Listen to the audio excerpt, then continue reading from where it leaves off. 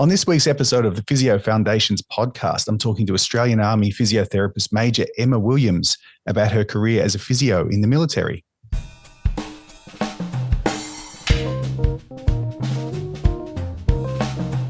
Welcome back to the Physio Foundations podcast, where we talk about the knowledge and skills that provide the foundation of expert clinical practice. So today I'm having a bit of a different conversation. I've been really looking forward to this one. I'm talking to Australian Army Officer Major Emma Williams about her career as a uniformed physiotherapist within the Australian Army. And we're going to talk about her work on the tools, as we'd say in Australia, as a patient facing direct patient care. And we're going to talk also about her career progression, how she got into this role, what she's doing now in a leadership role within the Army and working on injury prevention, her degree in public health, her master's degree that she's doing now in public health.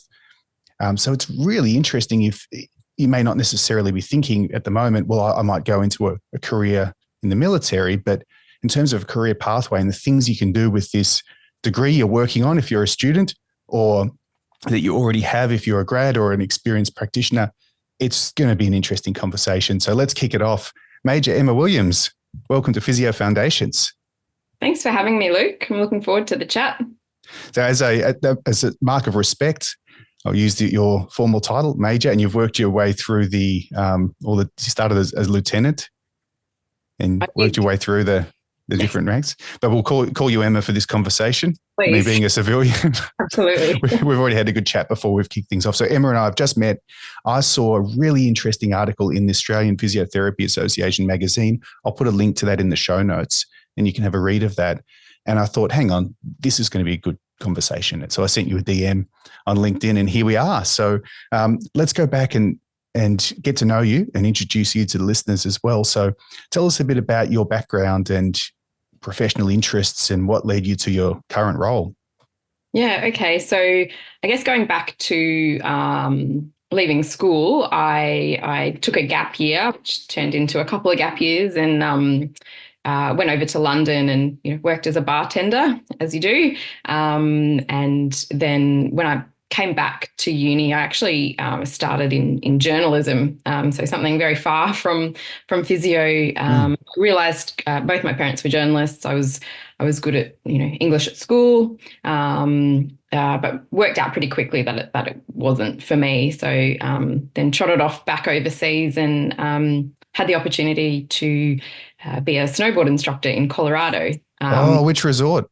Copper Mountain. That's where Susanna did her a few ski seasons over there. So we met over there in Colorado. Oh, so amazing. I was a lift operator. I did season 01, 02 and 04, 5, was it 5, 6 over there? And Susanna did a few seasons.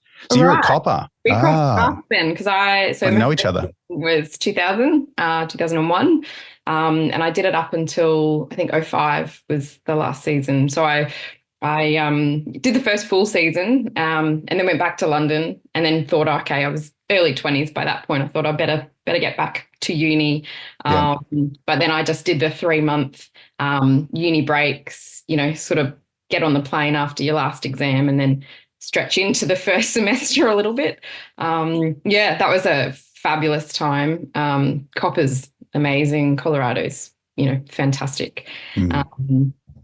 And so I did human movements for a bit and then I swapped to biomedical science and then I finally found physio. And I had a friend of a friend was an army dentist and I was really sporty, played all the sports in school and very outdoorsy and Paul said, you should look into this scholarship that the Army do for specialists, so people with university degrees, doctors, physios, psychologists, engineers. So I looked into that and then it was quite a lengthy process, but I was awarded a scholarship, which meant I got to quit my job at the RE for those UQ QUT listeners up in Queensland. I used to work at the uni bar up there. So I was, getting paid to do uni and with a guaranteed job at the end and,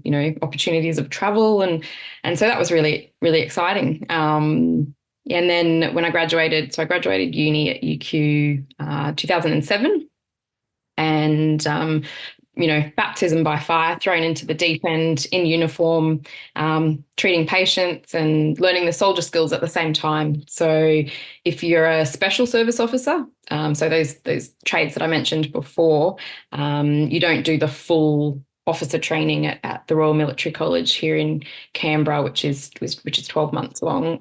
You just do what we call a knife, fork and spoon course. So you do 4 weeks of, learning weapons handling, communication, navigation, those basic soldier skills, and some leadership skills, and crack on and do your job as well. So that's sort of the early formative years, and then once you're in, then you do, there's progression and promotion. So in 2008, there were 8 uniformed physios in Army. So there's 40 physio departments in the ADF that treat current serving members of all services, and they're spread out across Australia. So some might be really small and just have one physio, like at Canungra, small base, training base. The ACT Health Centre here has about 12 FTE physios, I think. And services all of Canberra. And so those are staffed with either contractors or APS physios.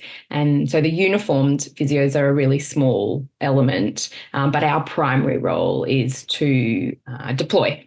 So to support not just overseas on operations, but also on the exercises. So for the military, if you're not doing active duty, you're training for the job.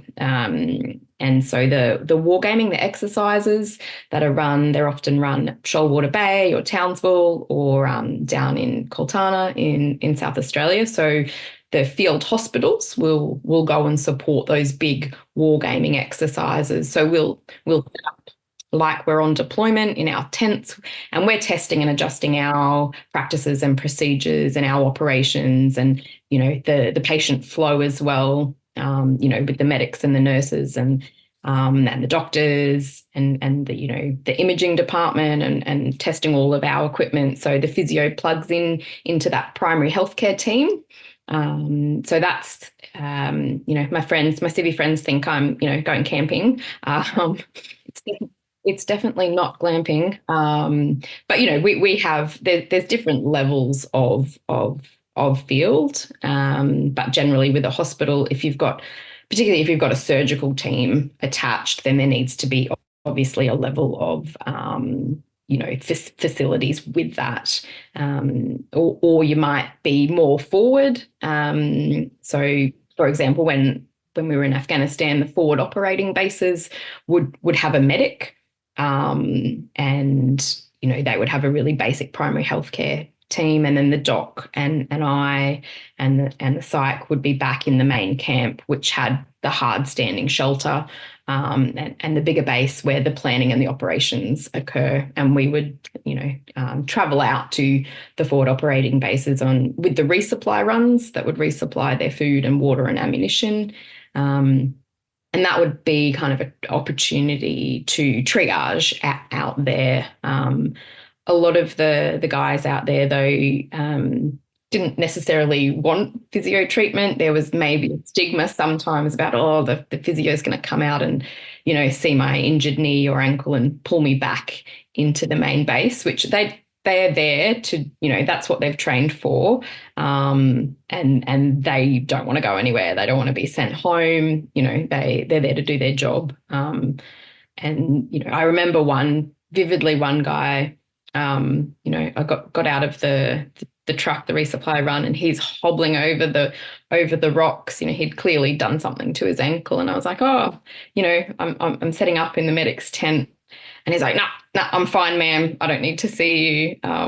So I didn't get consent to see him because there was no way he would, he didn't want to be looked at. So, that was interesting. Sometimes though, you'd get someone that would come in. You might only be in that fob, in that base for 12 hours, sometimes overnight, sometimes 2 hours. And you'd get someone that would come in and say, I've got a 10-year history of back pain. Yeah. Like, oh, this, yeah. Can you fix it in 10 minutes? Yeah. Sure. Yeah. Yeah. If I was, I would be a millionaire. Mhm.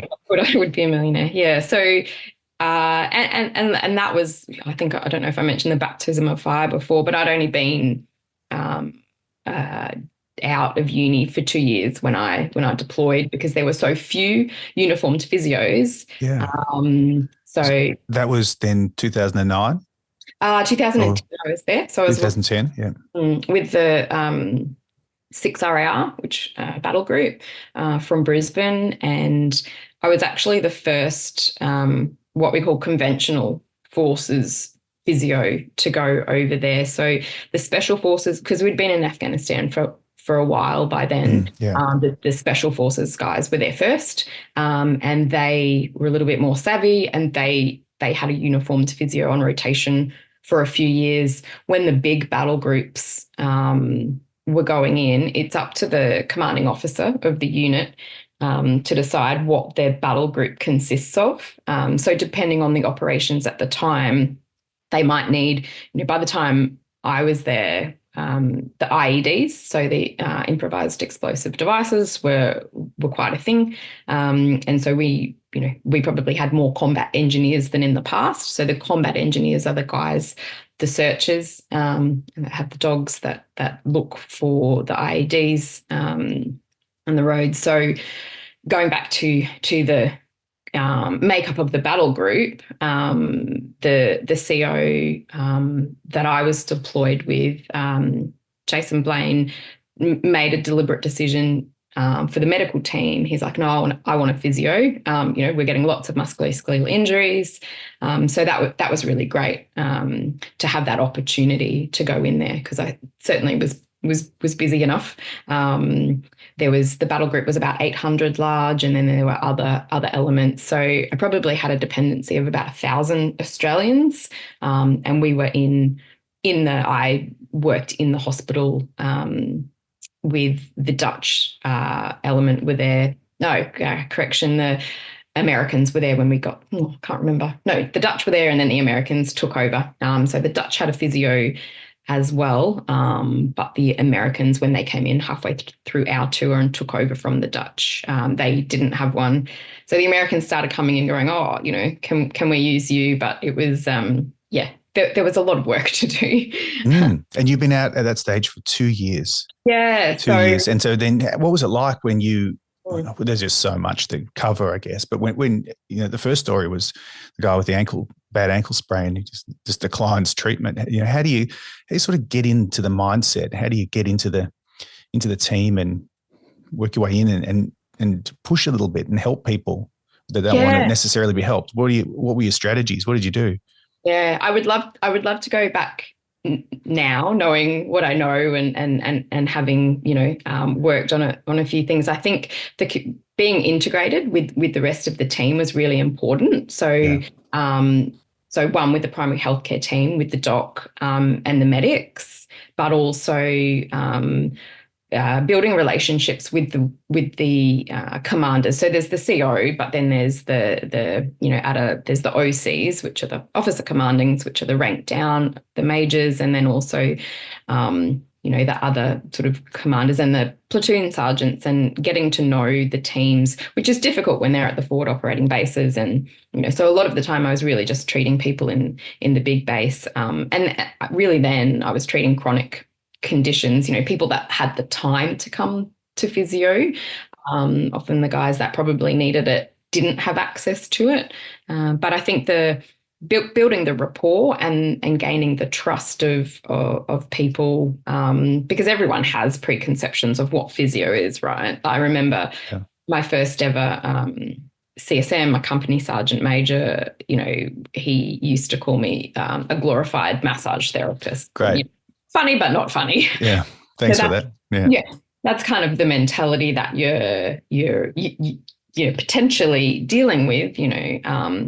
I got the buy-in originally because the CO, had the position there, which was fantastic. But then it's about continually getting out there and talking to people outside of just the patients in the treatment room. I ran some classes, stretching classes, core classes and things in the big hangar, and that was a bit of fun as well. And that was a way of trying to get that education out as well about what we do, and it's not all just hot packs and massages.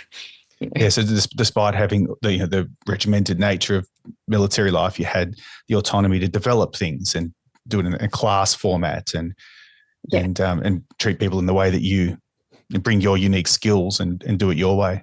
Yeah, I think that's part of the benefit of being such a small cohort in the military is there's not really these what we call standard operating procedures. Like, we've had to develop them over the years, and we still are.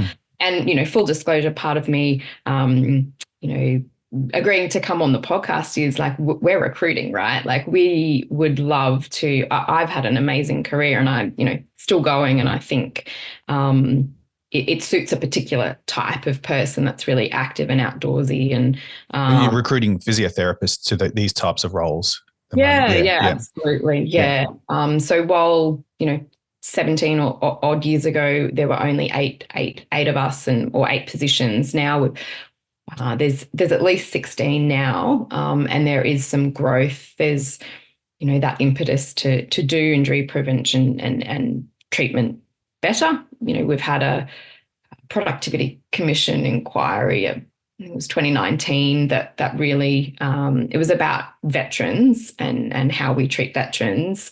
But one of the recommendations was we need to do injury prevention better, and that needs to occur in service, not wait until we've broken them. So I've been, using that as leverage, and we'll have more positions coming online in the future. And reading between the lines in the article, there was, I think you mentioned body armor, but there's so many other extrinsic contributing factors and load related and traditions of the military, heavy pack carrying and things that you could question in that role. It's massive. Yeah. So so jumping ahead to what I'm doing this year, finishing my master's, and my research project is on injury surveillance at the Royal Military College here, because surveillance is something that we don't do well in the Army, but we know that that's your first step to injury prevention is surveillance. You need to understand the problem and what you're preventing. Broadly, we know as clinicians, we see lots of lower limb injuries. We see, particularly in the trainee population, we see lots of medial tibial stress syndrome. We see lots of ankle sprains, lower limb stuff in general. But that's not enough information or data to pursue good injury prevention practices. Do people hide the injury? Is there a part of it that you need to, in a way, just tough through it? And then there's a fine line between where you wave the white flag and say, I need help in order to perform, versus not being soft and absolutely. Yeah. Oh God, this conversation could go a million ways. I think so. There is, there is this culture of stoicism or getting through, and particularly in for the trainees, they just want to get out of training, but the training is so arduous that they'll often be quite broken before they get to us. And you need a bit of that though. Like two physios talking, we're like, we're pro injury prevention and management, and thinking about the soft tissue healing and everything, fracture healing, whatever else. But it is the Army, is the pushing people to their limits, right? So there's that balance, right?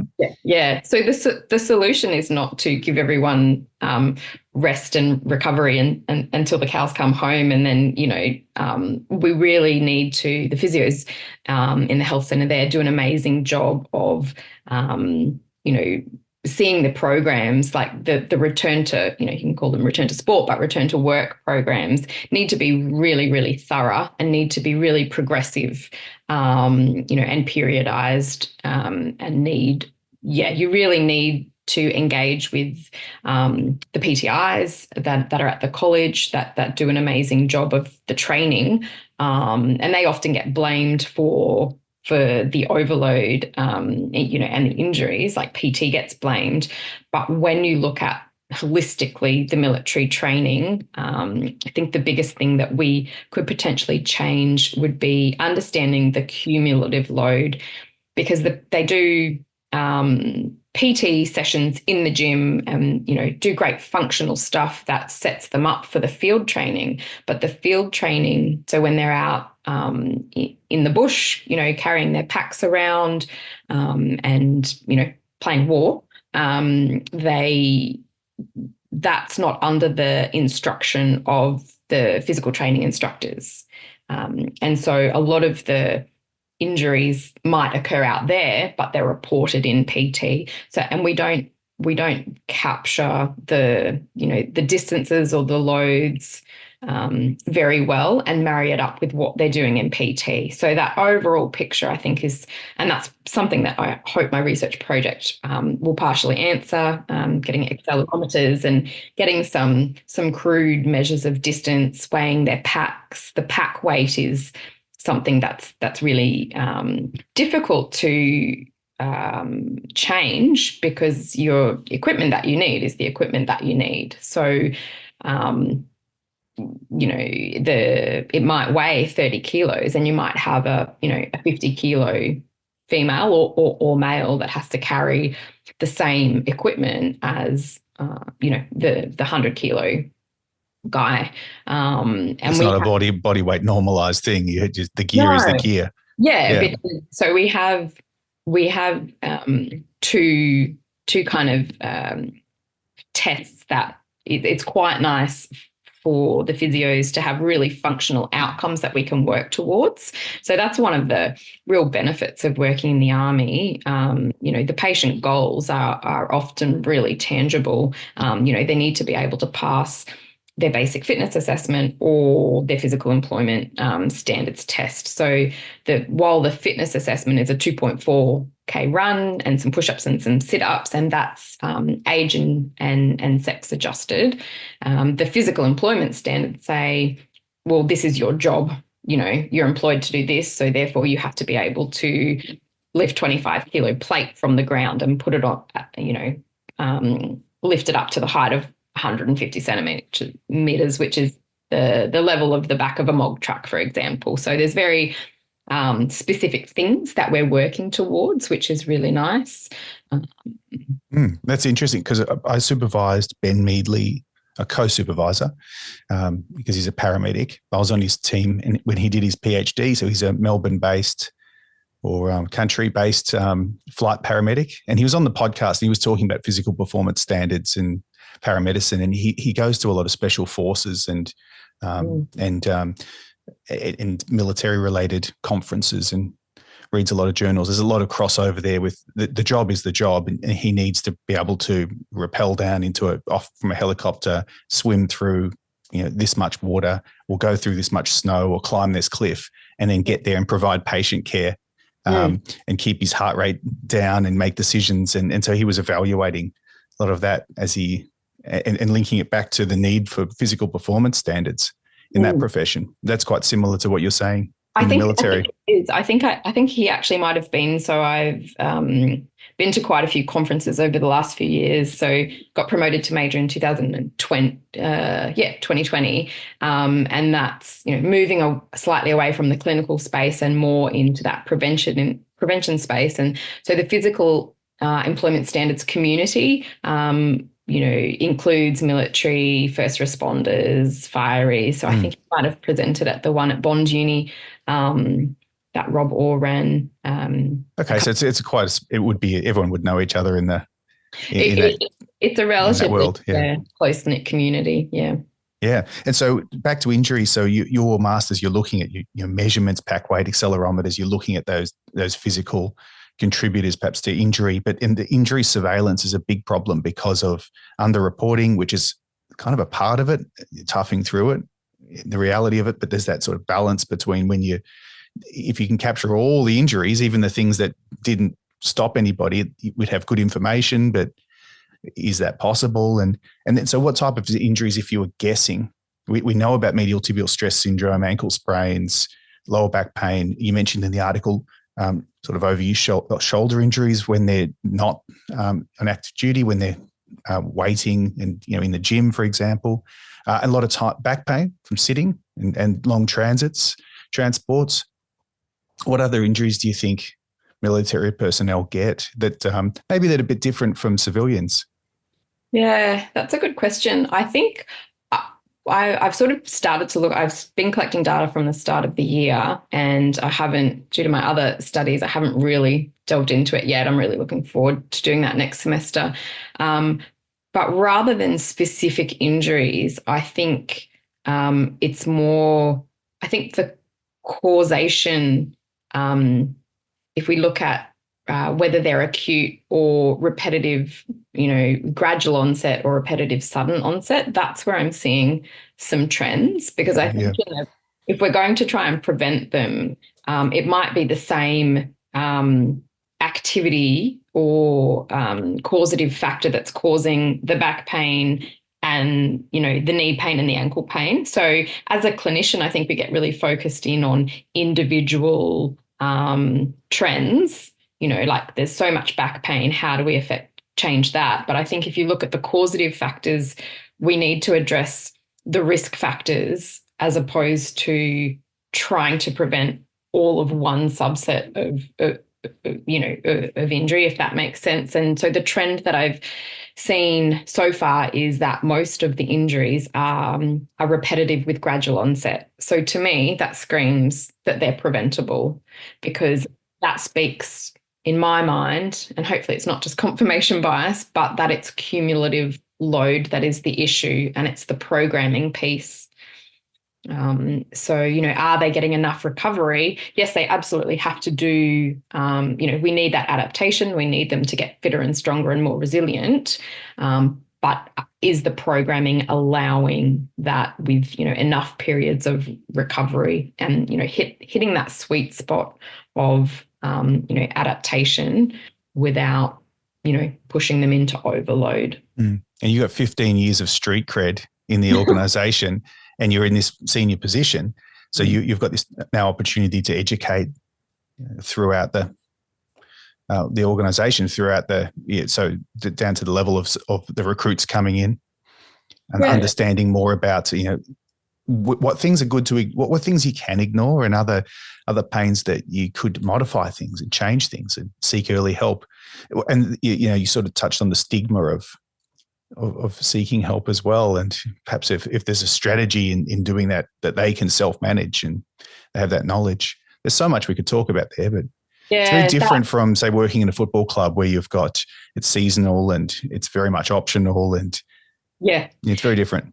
Yeah, absolutely. I've got a friend and a colleague that's just completed her PhD on injury surveillance. So she's a reservist physio and working in a civilian capacity in a postdoc role in defence. And she predominantly started her PhD in the special forces area and then moved into looking at the infantry. But that's what she found, that underreporting was huge, because the guys just want to crack on and do their job, guys and girls, just want to be able to deploy and do their job. That's what they're training for. So I think what we actually need is a huge cultural change around, potentially having embedded physios and healthcare staff, that it's okay, to report early, because we know as clinicians we'd rather see, a stress reaction early than the stress fracture,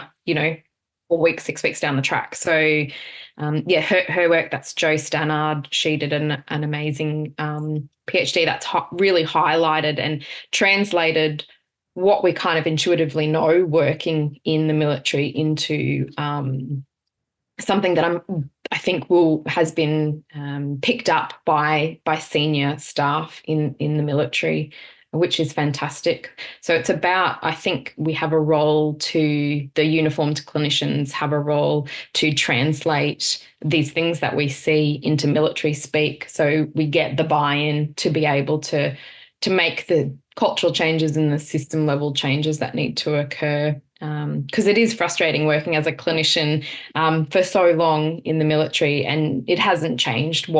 I'm still seeing the same things. We're still breaking people the same way as we were 15 years ago. Is there the necessary breaking, inevitable maybe breaking, and then perhaps the avoidable or unnecessary breaking that you see? I think so. And it's not, I don't think it's, it's not intentional, of course. The training is absolutely necessary.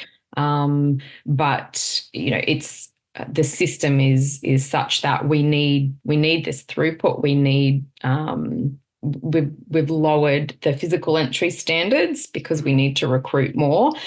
And the PTIs have done a good job of adjusting the training program, but at the same time, the training program has actually reduced in time too, because we need that throughput as well. So something's got to give there, and maybe we need to review what are the readiness standards that we have.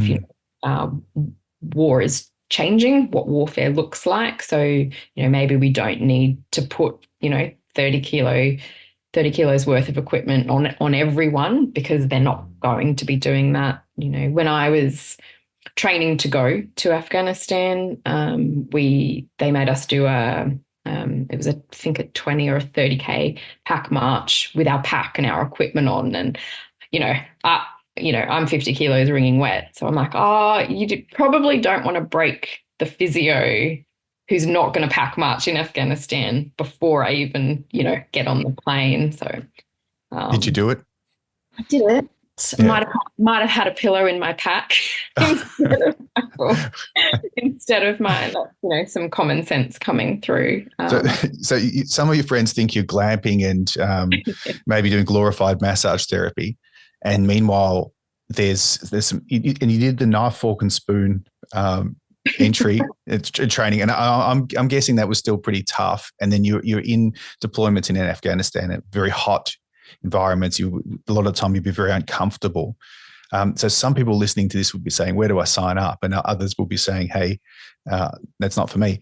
And it isn't for everyone, right? But no, definitely not. So when you're out, on those deployments, another downside would be lots of time away from home. You were already doing that. You did multiple ski seasons away, and then when you're young and coming back again. So you love the travel.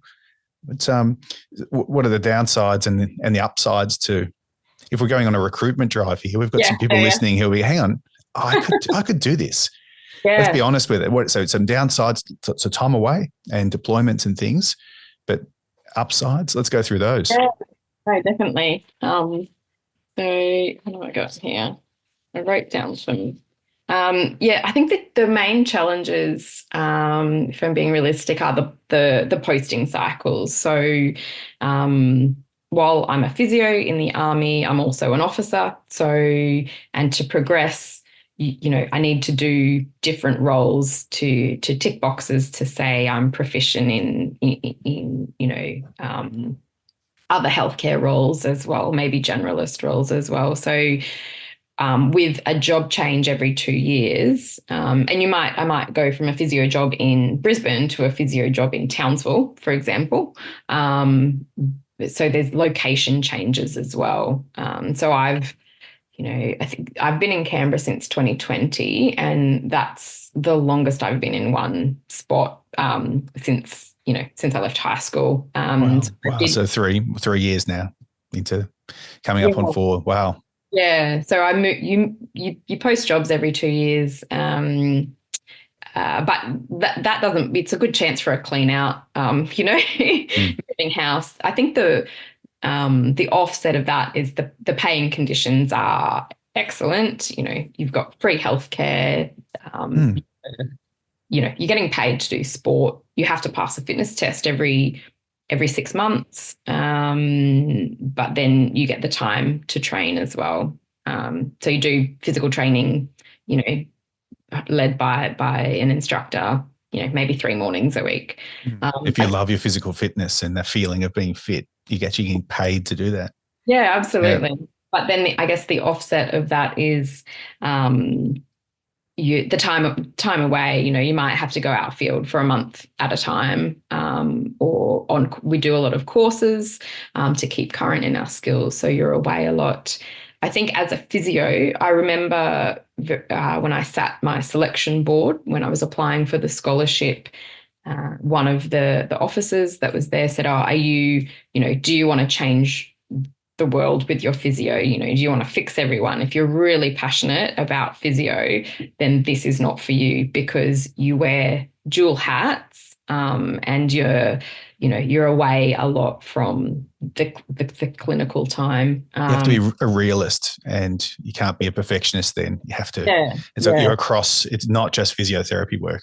Yeah, and so I think you need to be an extremely motivated person to keep clinically current, because you could slip into, just doing your PT, because you do have a fair bit of autonomy. You really need to be passionate and want to, fight for your clinical time. I think part of something that I'm trying to fix now as one of the senior physios in Army is protecting our young clinicians coming in to make sure they consolidate those skills out of uni. I think that's really, really important. I remember doing a sports trip, so a physio sports trip with the ADF AFL team and down in Melbourne, and it was fantastic. More travel, the sports trips are always a lot of fun, but I was on the field, and the AFL's brutal, right? Like there were all sorts of horrific injuries that I'd never seen before. This was my first year out, and there was it was one of the men's games, and there was an open fib fracture on the middle of the field. I'm like, oh, okay. You've been out for 1 year at that stage. Oh, not even a year. Yeah. And so I'm faced with this, It's confronting though, isn't it? Absolutely. An open fracture. It's very confronting. Yeah. But then, so the added complexity was the brigadier, who's very high ranking, who was the patron of the AFL, came over, lovely guy, and said, "Oh, we want to get the game going. Can we move him off the field?" And he's, with the rank, he's a sir. So I said, "Oh, sir, maybe not. Like, come and see that white bit. That's his bone." And he's like, "Oh, okay." So there was that pressure for me. I'm new into the Army. I'm learning about this rank structure, and this important person is asking me to move the player. So I stood my ground and said, "Oh, let's wait for the ambulance." Yeah. What happens if you slip and you forget to say sir? Yeah, no, there's discipline there that might go on. Yeah, I guess you've got more than the patient care going on in your head at that time. There's a lot going on. Yeah, and so AFL, being for overseas listeners, Australian Rules Football, or Australian Football League, it's like NFL without any helmets or any protective. They just run into each other and you shepherd each other, which is when someone else is trying to mark the ball, which is catching the ball, you run into them and try to knock them off their spot. And there's a lot of concussions, a lot of broken bones.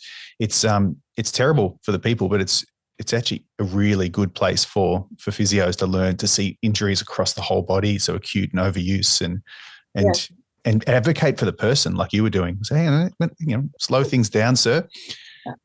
That's their bone sticking out of their leg.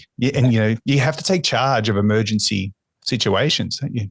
Yeah, absolutely. I think, and then reflecting back on in Afghanistan as well, it was a really steep learning curve, because I was being asked for my clinical input of, should this soldier be sent home?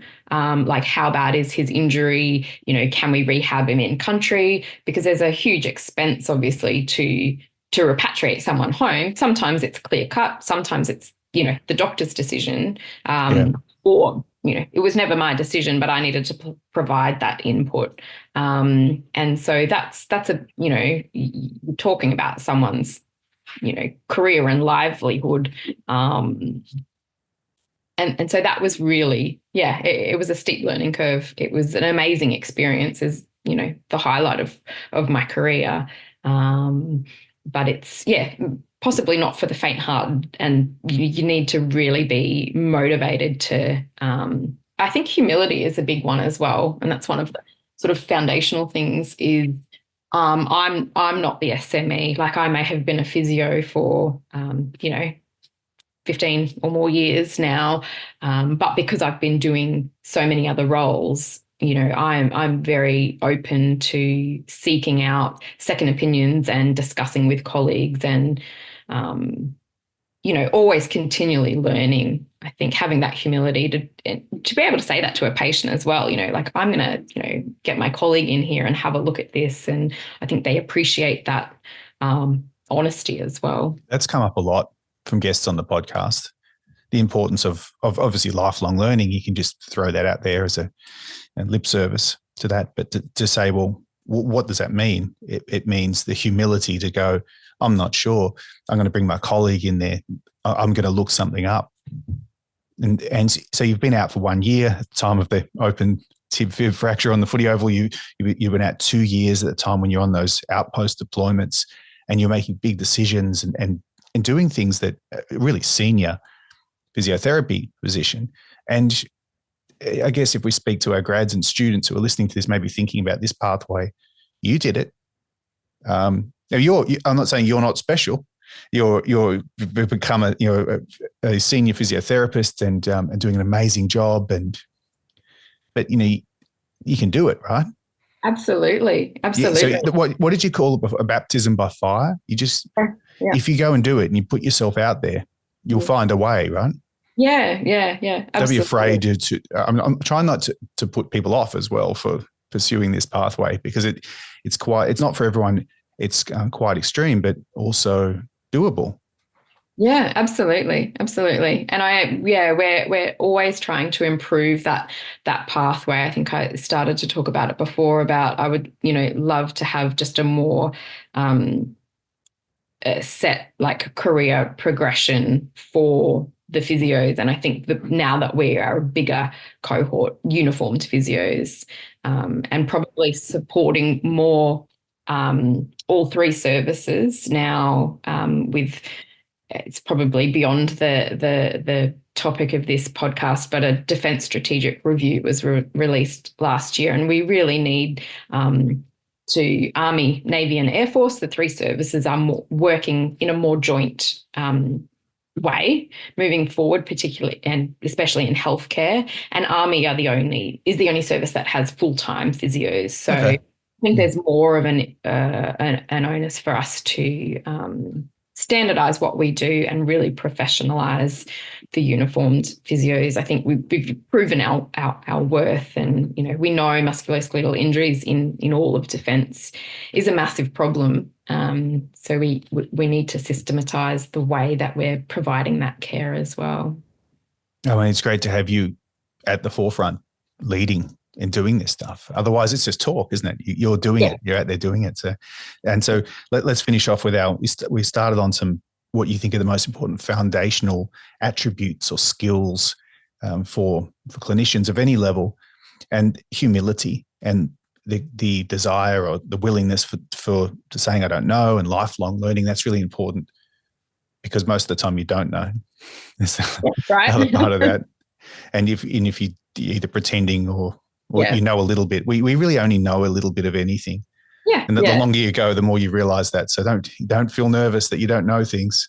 Absolutely. Yeah. I think I like the Dunning-Kruger effect. For if you're listening and you are not aware of what that is, type that into Google, and I think it's really fantastic. It's the competence versus confidence sort of chart, and it really hit home to me. So I was doing a graduate certificate of applied clinical epidemiology, which was through the AIS and through UC prior to my master's, and I was doing this with a bunch of elite sports physios from various state institutes of sports, some from the AIS, and there was also I think the senior medical officer from Rugby Australia was on there. So there was this amazing group of people, and then little old me in there. But this was a fantastic. I think it's now called the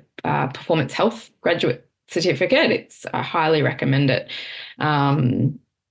but so we were talking about the Dunning. So these amazing clinicians were talking about that Dunning-Kruger effect, and we felt we were in the valley of despair, I think it's called. So you start off with low confidence and low competence, and as you build your competence, your confidence grows.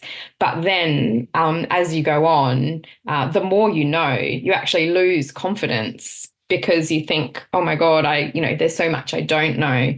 But the nuanced chart that I really like has, when you're a deep expert in something, your confidence is actually less than those that think they know everything, because you know what you don't know. And so I think, again, that links back to the humility of, you might be a really deep expert in something, but you need to, have that humility and that, with your patients, and you don't need to provide them false information just so you can feel, like what you're talking about. Yeah. We talk about being resource aware with the students, so you don't have to be the encyclopedia of everything. If you're aware of resources and what a good quality resource is, going to that resource together with people. Yeah.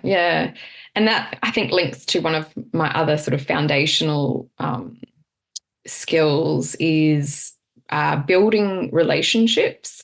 So not just with your patient, obviously we know that that's really important, building trust and rapport with your patient.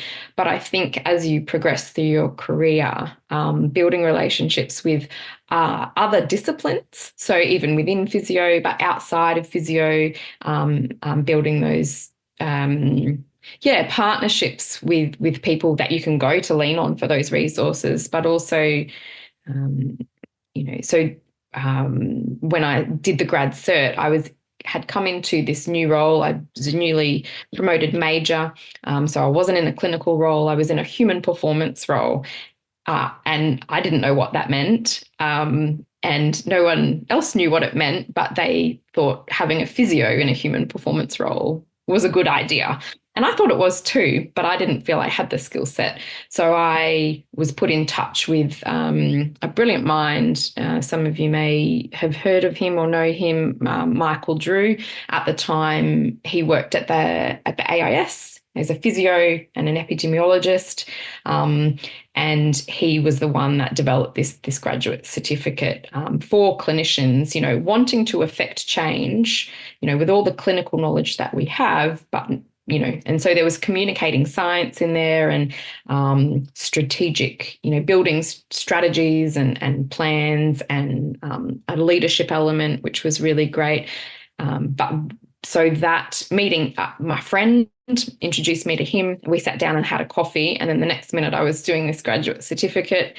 Now he actually works in defence, and so there's those influencing each other. Yeah, and those relationships, even the other participants on that course. So even if you're a new grad and you're out on, you're doing professional development, you're doing your CPD, talking to everyone on those courses and building relationships. So you might not use it, but 5 years down the track, 10 years down the track, if you've got those contacts, they might be in a role that you can leverage off. I think that's a huge thing. We don't need to know everything and do everything ourselves. We need to build that network. And it's important as a clinician, not just as in other areas as well. Yeah. For face-to-face professional development conferences are really good for that. Yeah. And just information evenings with the professional association or in services, they're all in person where you get the knowledge and you get upskilled, but there was that person that you actually spoke to and you got along with, and that you asked some questions about what they were doing, and you ended up, in your grad cert of epidemiology from a conversation like that. And so we've got so many good online resources for those very practical skills and knowledge these days that never existed. What do we have 20 years ago? Just Bruckner and Kahn textbook. I broke out the actual textbook of Bruckner and Kahn and made students open it because they use their electronic copy. Generation X. I still like a good textbook. Our generation loves a paper textbook, but it's too heavy. I want to have the online version. That's fine. But then there's the downside of perhaps being deployed and being away and being away from that type of opportunity, conferences and professional development. But we've got the online stuff as well. So. No, absolutely. It's much better now even than it was back when I was deployed. But I did. Yeah. And I would, the comms weren't fantastic, but, would pick up the phone and call the civilian, physios back in the department that I had been posted to before and just have conversations and definitely. So I think that communication is another huge foundational skill, right? So communication with your patient, but then also, with your co-workers and particularly for me, my hierarchy, who aren't physios or clinicians. So translating the jargon into military speak is really important. But communicating, if we're talking about patients, I think it's really important to avoid the jargon as well. And understand that that's going to be individual. So understanding your patients, what your patient is going to respond to. I think the biggest thing is not putting them, you do use a subjective exam and there's lots of two-way conversation, but that two-way conversation needs to continue into the objective to get that feedback. And then at the end, you need to get patients to speak back, tell you, what's your understanding of what we've discussed today? How are you going to explain that to, your partner or your parents or your dog when you get home? That's a big one, isn't it? Yeah, the teach back. Yeah, because you don't want them, you may think that you've done a really good job and then they walk out of there and you think, what was she on about? But I think also long-term evaluation as well. So not just the communicating in the moment, but also getting the feedback from them, longer term. Were your treatments effective and really functional? That's something that I like in the Army is we've got really functional measures that are really linked to their job, but we also need to not forget about the social and the psychological aspects as well. And that's something maybe that with the posting cycles, patients post out and you don't get to follow them up. And then as a uniformed clinician, it's a double-edged sword because you're also posting. So I think that's something that's been hard to achieve, but is really, really relevant for new grads, that you need to know if what you're doing is effective. And the only way you can know is that follow-up and that communication. Important for you to understand your effectiveness and to make calibrations and adjustments, but also for the person who's seeking out care from you. Just to have a phone call. When you get that phone call and following up and you realize, no, I'm not paying for this. It's a quick phone call to check on and how I'm going. So, and that's really useful in private practice as well.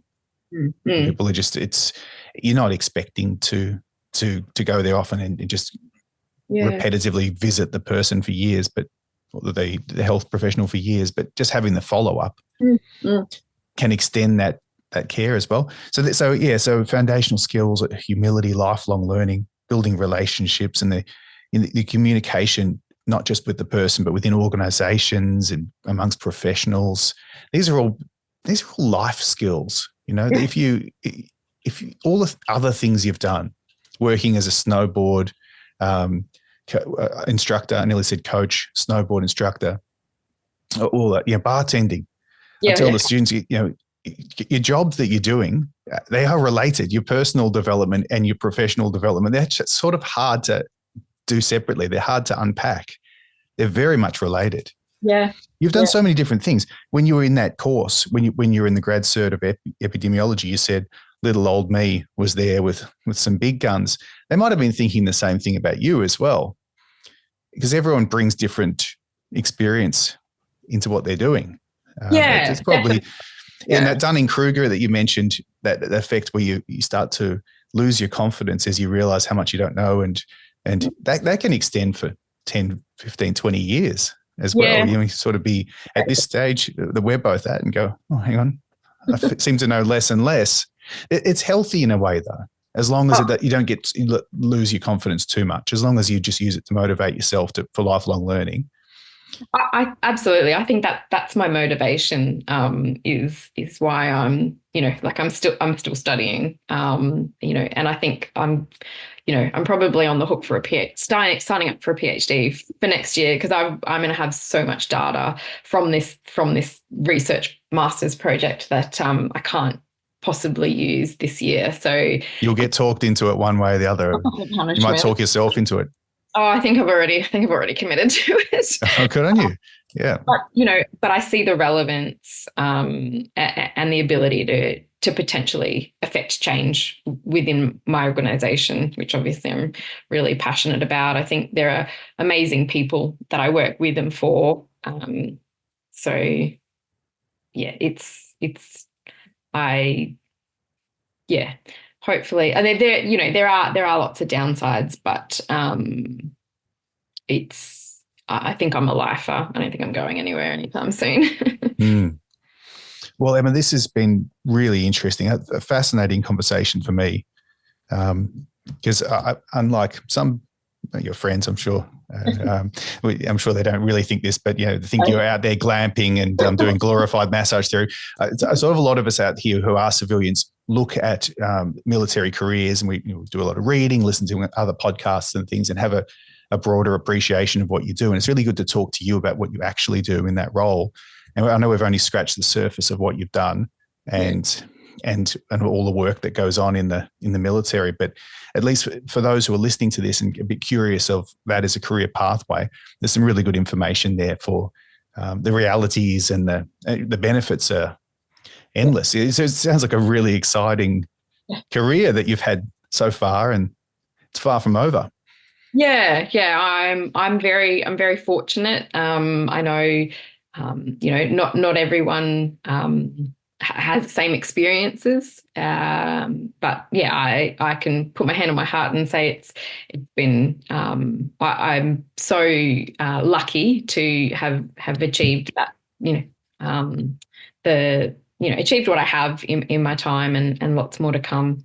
And very happy for people to reach out if they want to discuss further, opportunities. Yeah. What's the best way to find you? I guess LinkedIn probably is a good professional platform. I'm on there. Yep. Yeah. And that's why I linked in you and sent you a DM, and here we are. And I'm glad I did. And that's there we go. That's one of your themes, was just broadening your network and just in working with different people and building those relationships. So if you look, and as hopefully the PhD idea comes into fruition, that'll be a really good PhD, and good luck with the start of that. Yeah. If you want to do this again, if you want to talk further go a bit deeper into the injury surveillance and epi side of things, I'm sure the listeners would be really interested. And I sure would be. I do conversations I'm interested in, and if we've got like-minded people who are interested, then that's good. A good business model, I think. Yeah. So maybe at the back end of the year, when I really get stuck into the data, I'd love to chat further. Yeah, it's good to have the podcast is a good thing, an ongoing thing where something happens and you can. It's always there to talk about. Unlike a conference, which might be a yearly thing, and not everyone can go to it, and they're recorded. You can go back and listen to old episodes. So I'm going to keep doing it. So, but thanks very much, Emma, for coming on and sharing all your experiences, and we'll do it again in the future. Great. My pleasure, Luke. Thank you.